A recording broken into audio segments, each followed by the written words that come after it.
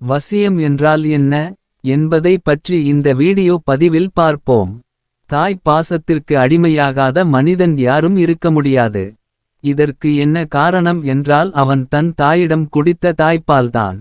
அதாவது ஒருவருடைய உடல் சார்ந்த பொருளை இன்னொருவர் உட்கொண்டால் யாருடைய உடல் சார்ந்த பொருளை உட்கொண்டாரோ அவருக்கு உட்கொண்டவர் வசியமாகிவிடுவார். இதுதான் வசியத்தின் அடிப்படை. ஒரு சில நாட்கள் மட்டுமே உண்டவர்கள் கூட வசியமாகிவிடுவார்கள். அப்படியென்றால் ஓரிரு வருடங்கள் தாயிடம் பால் குடிக்கும் பிள்ளையின் நிலையை எண்ணிப்பாருங்கள். இதனால்தான் தாய் பாசத்தை யாராலும் மறக்க முடியவில்லை. தற்காலத்தில் தாய்ப்பால் ஊட்டுவது குறைந்து வருகிறது. இதனால் பிள்ளைகளுக்கு தாய் மீது பாசம் இருப்பதில்லை. திருமணமான சில மாதங்களில் பிள்ளையின் தாய் அழுது புலம்புவது உண்டு. அதாவது என் பிள்ளை அவன் மனைவியின் பேச்சை கேட்க ஆரம்பித்துவிட்டான், என்னை மறந்து விட்டான் என கூறுவது உண்டு. இதற்கு என்ன காரணம் என்றால் கணவன் மனைவியிடையே நடக்கும் எச்சில் பரிமாற்றம்தான். இது எப்படி என்றால் சமையல் செய்யும் பெண்கள் தங்களுடைய வியர்வை கைகளிலுள்ள அழுக்கு இவைகளை தான் சமைக்கும் சாப்பாட்டில் தனக்கு தெரியாமலேயே கலந்து விடுகிறார்கள். அந்த உணவை சாப்பிடும் குடும்ப உறுப்பினர்கள் அனைவரும் சமைத்த பெண்ணிற்கு வசியமாகி அந்த பெண்ணின் பேச்சிற்கு கட்டுப்பட்டு நடப்பார்கள். மனைவி கணவனுக்கு வசியமாகி இருக்க வேண்டும் என்ற காரணத்திற்காக கணவன் சாப்பிட்டுவிட்டு மீதமாக விட்டு செல்லும் எச்சில் சோற்றை மனைவி சாப்பிட வேண்டும் என்ற ஒரு சம்பிரதாயம் சமூகத்தில் இருந்தது. இது கணவன் மனைவியரிடம் பிரிவினை ஏற்படாமல் தடுப்பதற்கு நம் முன்னோர்கள் செய்த இரகசிய ஏற்பாடு. முற்காலத்தில் பாரத பெண்கள் இதை கடைபிடித்து வந்தார்கள். இதனால் முற்காலத்தில் கணவன் மனைவியிடையே அதிகமா பிணக்குகள் வந்ததில்லை.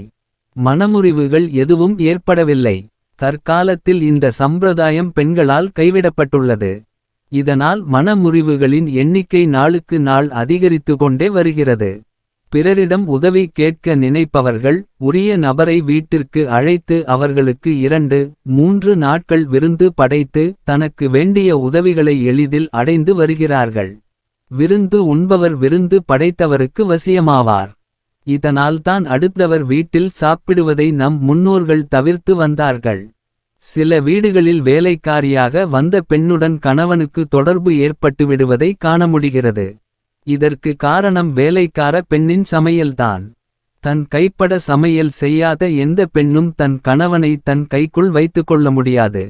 இதனால்தான் முற்காலத்தில் மாமியார்கள் தன் மருமகள்களை தான் சாகும் வரை சமையல் அறைக்குள் நுழைய விடுவதில்லை.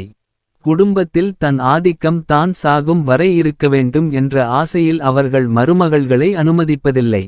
அடுத்தவர் வீட்டில் சாப்பிடக்கூடாது, அடுத்தவர் பயன்படுத்திய பொருட்களை நாம் பயன்படுத்தக்கூடாது, அடுத்தவர் வீட்டில் தங்கக்கூடாது போன்ற கட்டுப்பாடுகள் எல்லாம் நாம் பிறருக்கு வசியமாகிவிடக்கூடாது என்ற முன்னெச்சரிக்கையில்தான். தற்காலத்தில் குடும்பங்களில் ஒற்றுமை இல்லாததற்கு காரணம் பல வீடுகளில் சமையல் நடப்பதில்லை. குடும்ப உறுப்பினர்களிடையே எச்சில் பரிமாற்றம் நிகழ்வதில்லை. இதனால் குடும்ப பாரம்பரியங்கள் சிதைந்து வருகின்றன. குடும்ப உறுப்பினர்களிடையே மறைமுகமாக எச்சில் பரிமாற்றம் அவ்வப்பொழுது நடந்து வந்தால் குடும்பத்தில் ஒற்றுமை நிலவும். குடும்ப உறுப்பினர்களில் யாராவது ஒருவர் வீட்டில் கண்டிப்பாக சமையல் செய்ய வேண்டும். கண்டிப்பாக குடும்ப உறுப்பினர்கள் அனைவரும் வீட்டில் மட்டுமே சாப்பிடுவதற்கு பழகிக்கொள்ள வேண்டும். இதை கடைபிடித்தால் குடும்பத்தில் நிச்சயமாக ஒற்றுமை நிலவும். நன்றி, வணக்கம்.